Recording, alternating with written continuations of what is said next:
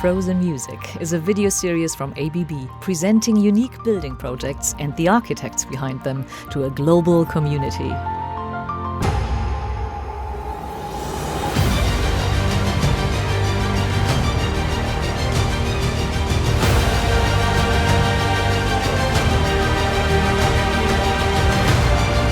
Follow us around the world.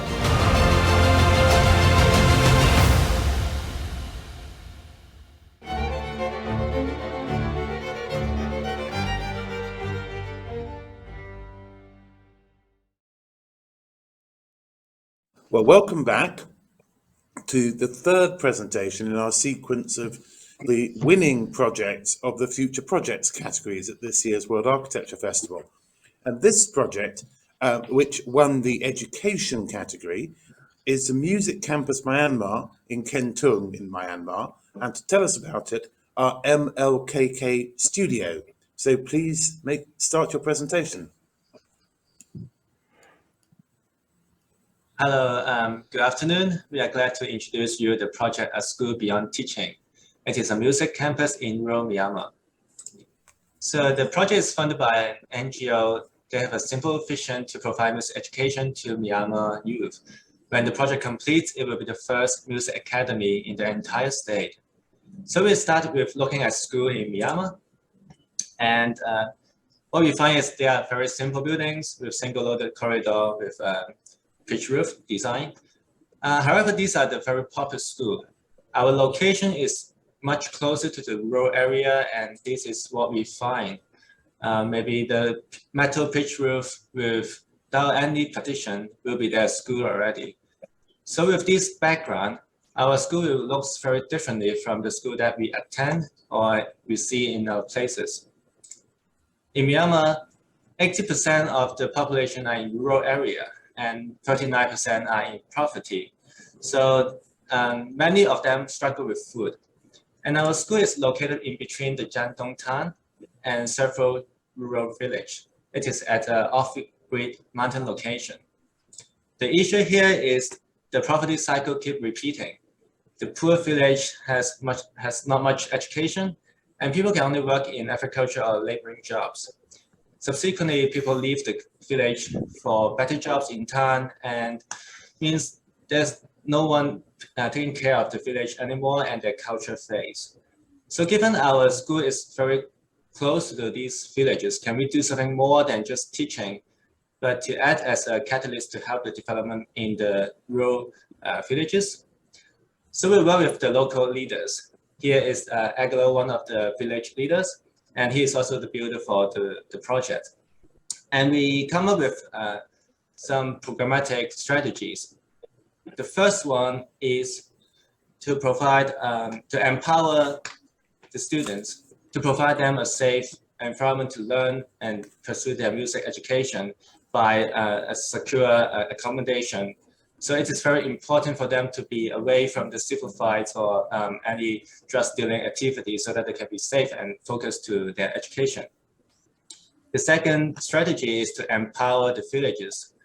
We provide a communal grant for everyone to meet there. It is a convertible market space that can be converted in the weekend so that the villages can take over and operate a music cultural market. People will come and enjoy a special day with the cultural products and agricultural products, while the students are playing music at the background. The third strategy is to empower community dialogue. It is to attract the local visitors and the town visitors to come and gather all together by this music-inspired pavilion design so that they can enjoy and learn music casually and to gather all these people together. So these three strategies aim to gather the villages, the town people, and the students all together and benefit them mutually. So Marcus can lead us through the challenges and the design process. So the first challenge we have actually is the site setting. Our site is actually elongated, narrow site on the mountains. So with a limited budget in spaces, we are not able to fit all the programs into one single story block. So instead, we are looking into the village building typology and break down the masses into smaller buildings. and that will help us to fit into our site shape. At the same time, it can minimize the foundation footprint. So we also introduce pocket spaces in between the buildings with a simple canopies. We can actually use it as an informal practice room. With smaller buildings, we can actually arrange them to create a central music plaza, which in turn becomes the school visual identities. And it will become also the weekend village markets as well. So the upper levels and the slope area is our private accommodation spaces, while the lower level and the public area, the public plaza is for teaching and also for the weekend plaza and can be fully opened. With semi-open pocket spaces, it actually turns out to be a really good space for practicing wind instrument, because with the small buildings and not so good acoustic insulation, it's actually very loud for the students. So it's actually a good surprise. And on plan, you see on the right-hand side is the entrance, and then go through the three academic buildings and the pocket spaces, you'll reach the music hall, and then down the slope, you can see the music pavilion. We have a scenic view over the town. So the buildings are covered with shading skin, and to unify the whole campus with a very humble material, bamboo. So this is the pocket space, and it's utilized as an informal practice room as well as the students' playground. So the second challenge we have is actually the limited resources. So how we can get the most out of it to enhance the building performance for the music education. So it will be very expensive and not possible to find a performance-based material in town. So to achieve like a better result, we create a DIY builder guide for the local people to create their own cheap functional diffuser panel. So pairing with these clear manual instructions, so this panel can be easily made with simple and easily available materials, even the used plywood. Because of the limited resources, there are only a very few critical improvement strategies that we can apply. By selecting the most important one, we need to understand the principle and know what is important and what can be done. So in that case, we need to look into the performance. So here is an example of the music hall. So it's a simple black box, but with the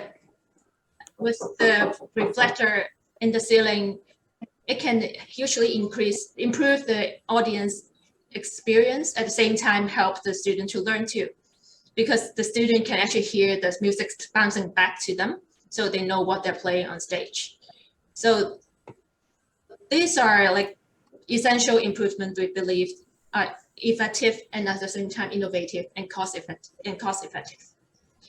The school has to be also comfortable, but if we are in an off-grid location, so we can only rely on passive design to improve the comfort level. So including the passive ventilation, daylighting, and shading, these are fairly common in our cities, but they are all new to them. So what we need to do is actually convincing them that it works by demonstrating the effect in these buildings. We hope this kind of design techniques can be an example for the future buildings. So the third challenge is actually our self-imposed challenge. Since we think we have put in so much effort and also a lot of money into the projects, we hope that we can actually empower the locals by the knowledge and the skills that will help them to handle the future developments. So we hire mainly the local villagers as our builder this time, and the local builder, and they learn what is the good practice along the way. So they learn the proper construction techniques, such as how to test mock-up in site, how to do like in controlling in situ mix, etc. One of the benefits of having like multiple small buildings is that they can repeat the process and also like practice along the way how to properly build a building. Besides hiring them as the builder, we also hire them as the material supplier.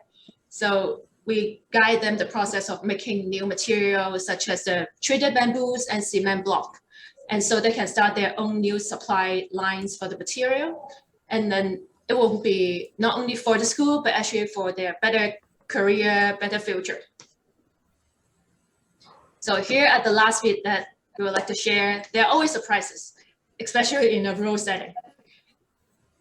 So as you see, the beam is up in the music pavilion, but we never thought about the challenge of moving it on the mountain with unstable road conditions.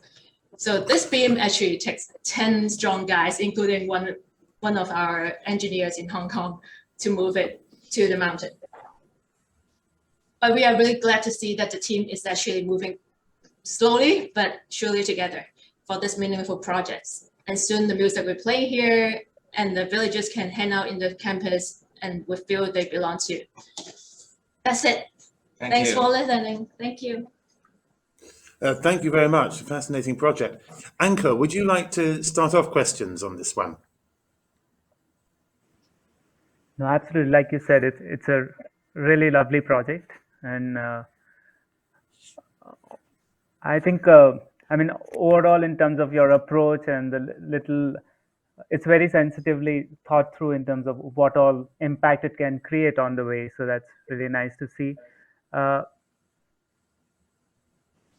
I would just like to ask if there was since it sits in the rural part of the country, if there was a construction technique that could be explored, which would be more,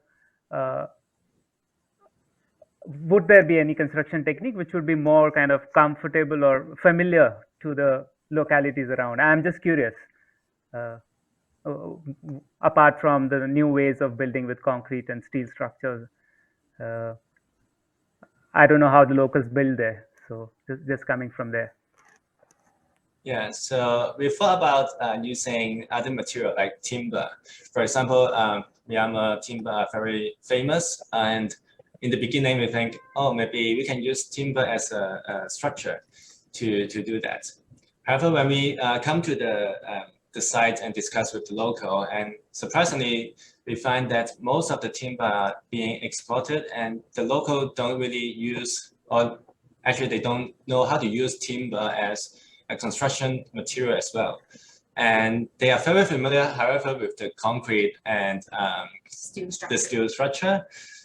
This is very surprising fact that we find out, and therefore we actually use the same technology they are familiar, but then we ensure the quality and the standard are up to the safety level and by our engineer. So to them, it's actually not a very new material. It is actually the material that they are familiar with. However, the technique is actually very different because the way they use the concrete and steel, they are not calculated. They are very ad hoc, and so it's completely a different way. Good. Yeah. Mariana, would you like to ask a question?